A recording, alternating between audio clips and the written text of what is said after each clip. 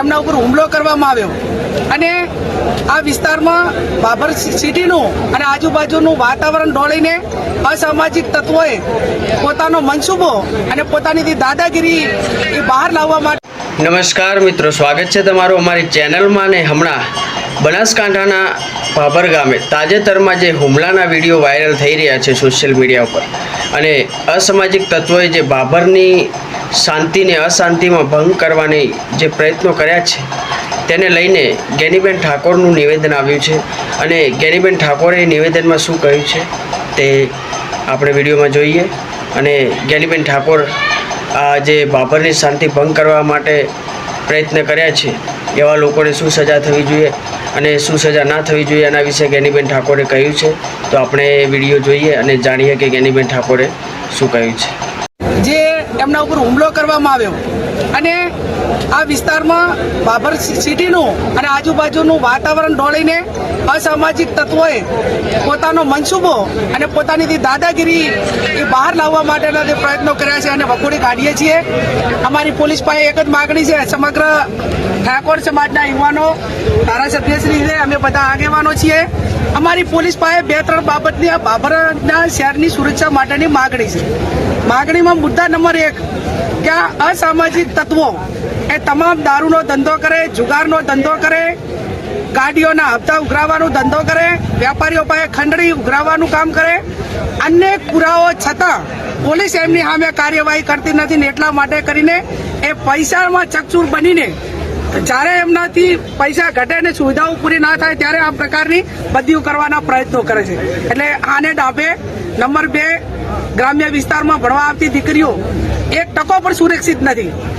2 નંબરના બાઇકો લઈને સતત યુવાનો અસામાજિક તત્વો એમની સામે રેકિંગ કરીને ખરાબ ધંધા કરવા માટેના પ્રયત્નો કરતા હોય છે. બીજું, આવડો મોટો ઠાકોર સમાજ હોવા છતાં જો એ સમાજને જેમ ઢોર જુડે એમ નિર્ભય રીતે બેફામ રીતે મારતા હોય તો બીજા ગરીબ સમાજો એ કઈ રીતે ભાભરની અંદર રહી શકે ને એમને કઈ રીતે આપણે એમને પ્રોટેક્શન આપી શકીએ, એ પણ અમારી પોલીસ પાસે માગણી.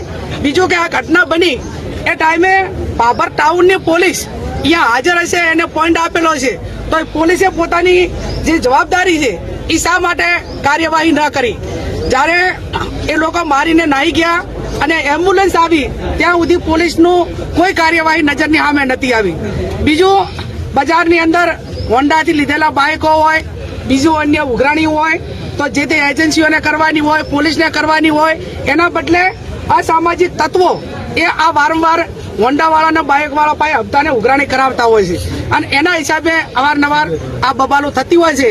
એટલે આ કેસમાં અમારી ગંભીરતાપૂર્વક પોલીસ પાસે માગણી છે, તમામ આરોપીઓને પકડીને જેલને હવાલે કરે અને જેમ રાજ્યના ગૃહમંત્રીએ કીધું કે અસામાજિક તત્વો જે તે ટાઉનમાં છે એનું વરઘોડું કાઢવામાં આવશે.